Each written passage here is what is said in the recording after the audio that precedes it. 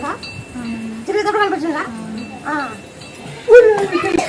నా ఆయన వచ్చిన వాళ్ళకి 9 మంది చూపిస్తాను. ఆంజనేయ స్వామి వేసుకునేప్పుడు రాండి, ఆయన 9 మంది చూపిస్తాను. నేను ఆయన స్వామి వేసుకునేప్పుడు రాండి అంట ఒకరికి రౌండ్ వేసి చూపిస్తాను. 9 మంది చూపిస్తాను. 9 మంది చూపిస్తా రౌండ్ వేసి జహాన్మాని జహాన్మాని ఎవరు చూడదా అప్పుడు చక్కగా పోతాను. బాగా గుర్తెట్టుకోండి.